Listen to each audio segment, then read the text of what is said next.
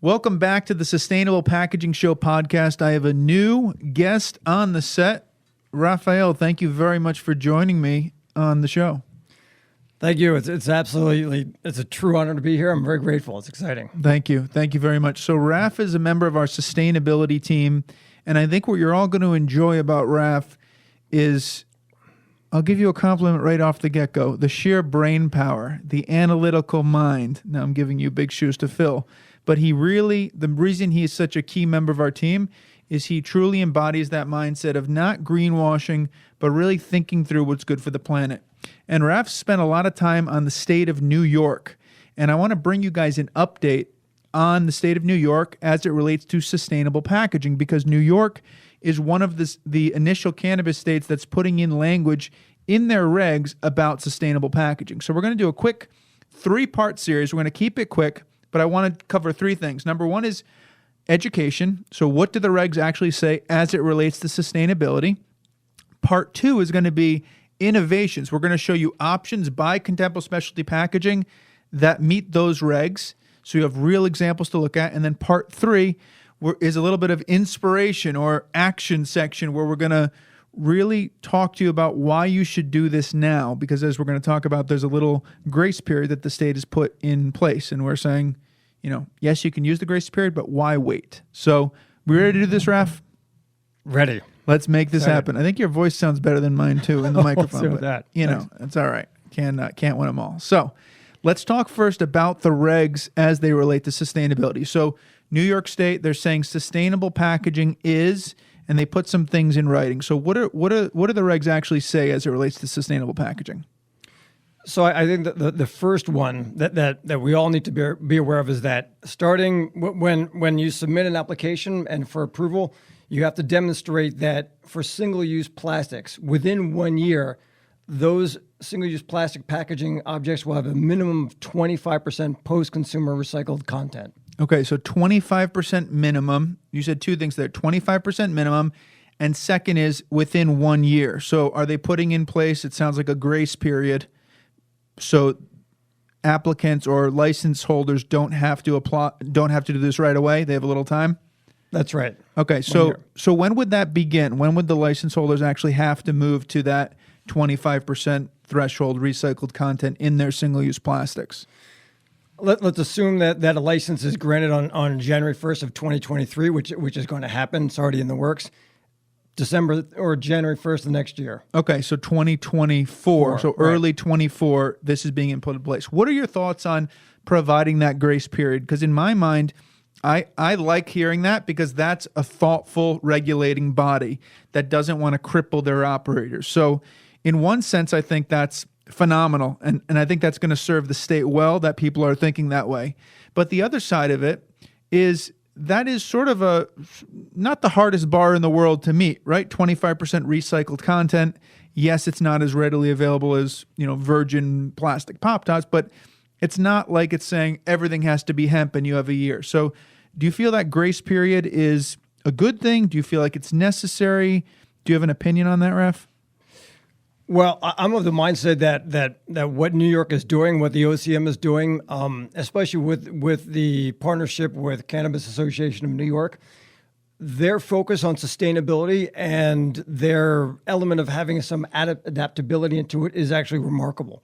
And so this, I think, one of the biggest impediments that we find is education. So this will allow license holders to have some time to be aware and learn about all the different options. Awesome. And I like that mindset too, right? Because then it just makes it less stressful for people. It's not unnecessary stress. And I think it also creates the opportunity for, and we'll get into this in the action section, where the people, I can't help myself, Raph, I gotta jump right to it. The people that take action can get credit from consumers, and they're going to say those are the brands that went sustainable first before they had to. If you're a brand that goes sustainable before the regs require it, you actually care, and you're making a statement in doing that. So I feel like that's a great marketing strategy. What else besides, so you get the 1 year window, we'll call it, 25% minimum post-consumer recycled product or recycled content.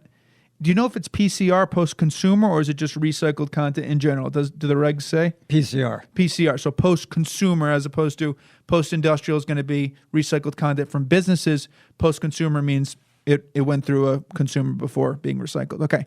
So any other regs besides those two as it relates to sustainable? I know there's other things about neon colors and no cartoons and this stuff that we typically see in regs in other states.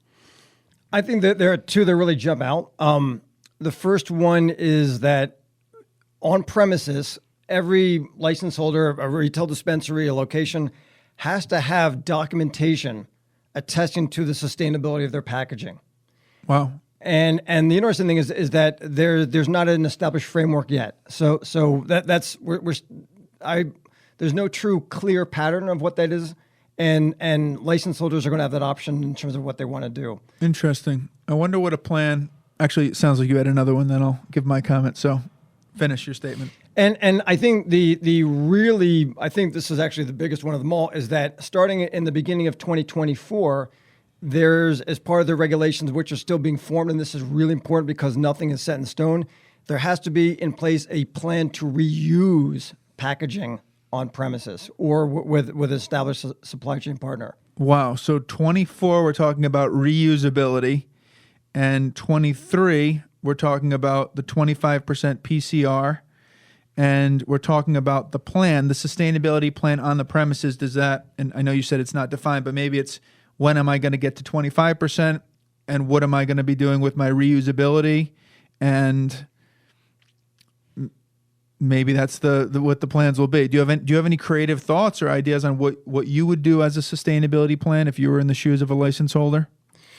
Well, what I think, what I would recommend, and when we have conversations, I'm pretty candid about this, is I think the important thing is actually to start now and actually be ahead of the curve. Mm-hmm. So even though maybe 25% PCR, aim a little higher, because you want to have that flexibility, and the regulations can change.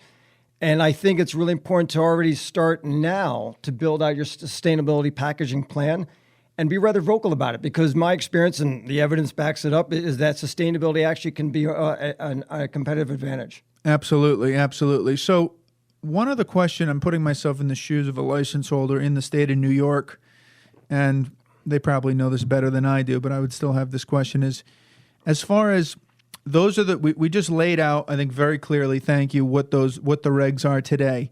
How likely is that to possibly change?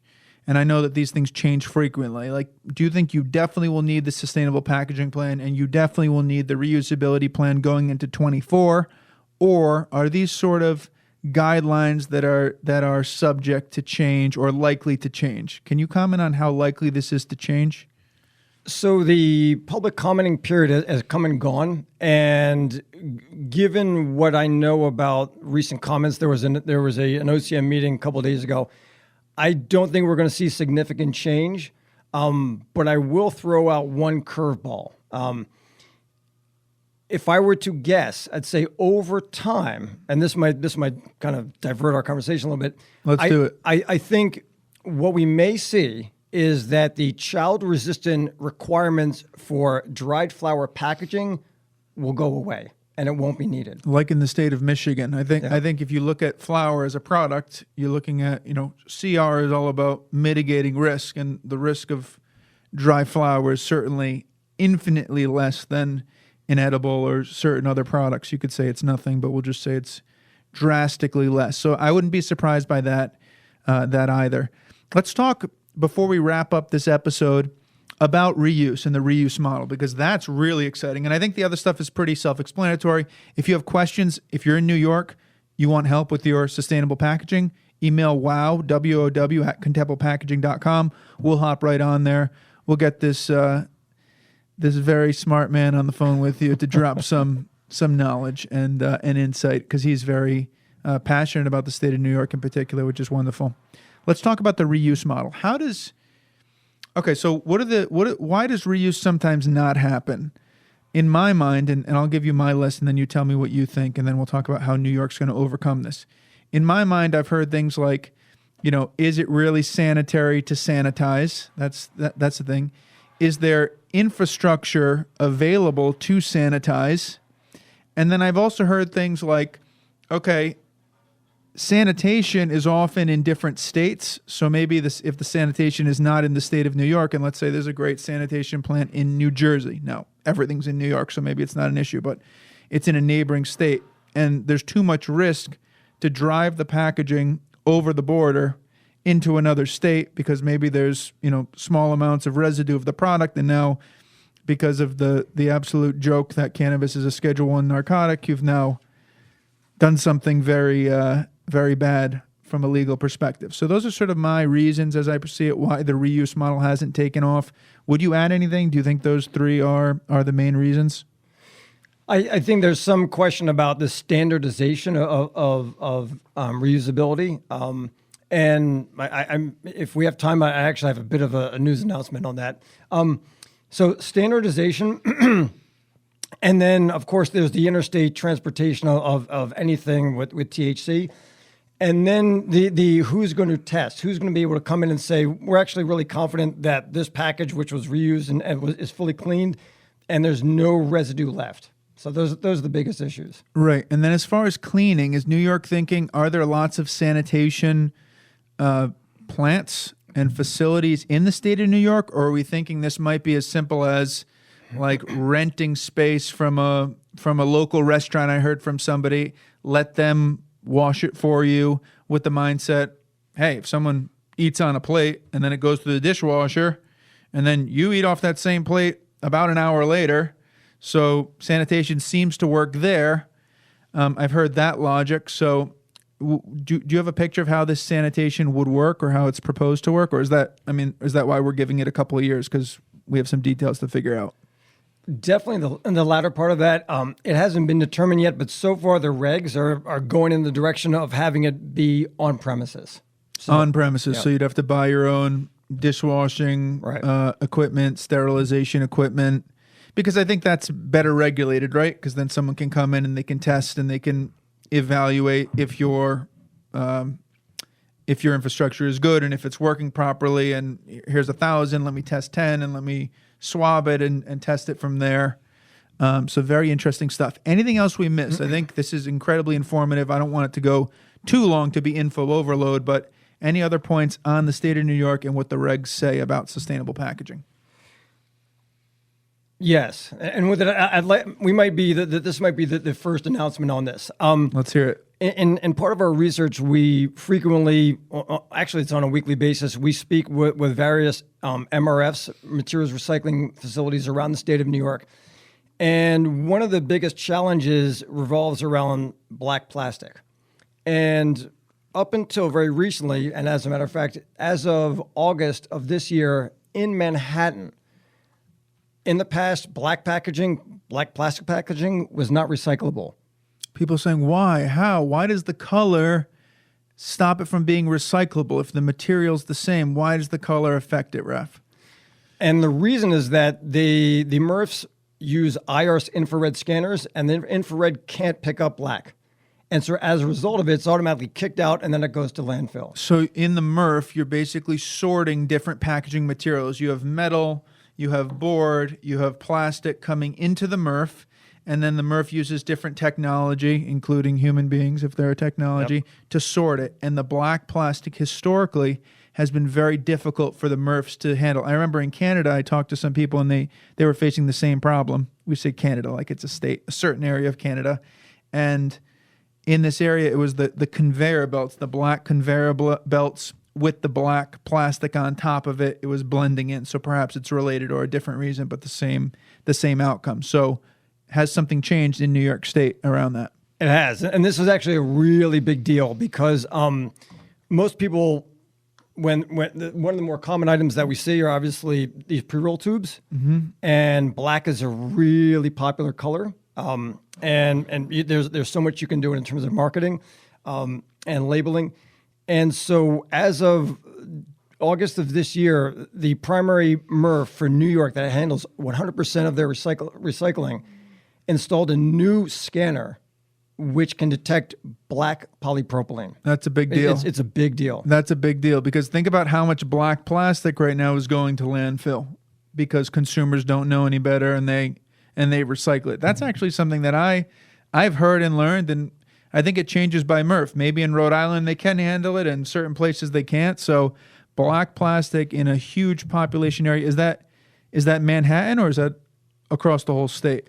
Great question. It is, to what I know, to the extent that I know, the one in New York is the first, but the plan is for there to be a complete rollout within 3 to 5 years across the state. So this is where it's one of those challenges where if you're a brand and you're going to be packaging, let's say you have multiple locations, which is New York allowing multiple dispensary locations? Or is that coming later? Maybe like someone in like Massachusetts, they have a cap of 3 locations. It's 3. Okay, so you can do 3 as well. So if you're situated in 3 different areas of New York, maybe the MRF that your packaging goes to is going to be different as well. But that's maybe taking it to the next level of complication, and that could lead to analysis paralysis. We hope that more people step up like this MRF did in New York and invest in the technology, and then everything becomes easier. And I think we can reasonably predict that'll happen over time. Close us out, Raf. Anything else on this before we move to the next section, which is going to be innovation, specific options that are going to be New York compliant? Anything else here, or do you think we've given a good enough summary? I think the other thing to consider is that expect to see more integration of technology, QR codes in particular, where a consumer can then gain transparency to the actual source, the beginning of life of that product. And I'm really excited because we can do that with for example, our ocean-bound plastic. So I think we're going to see more and more of that, and I think it's great. Awesome. I love QR codes and how you can storytell with the packaging, and this is a great thing. So it's cool that the state of New York is putting some of these, just sort of nudging people in the right direction. So let's leave it there. Thank you very much, Raf. You did quite a great job on your first episode. So this is the first of the 3-part series. Check out the next 2 parts of this series on the current state of sustainable packaging in the state of New York. We'll see you on part 2.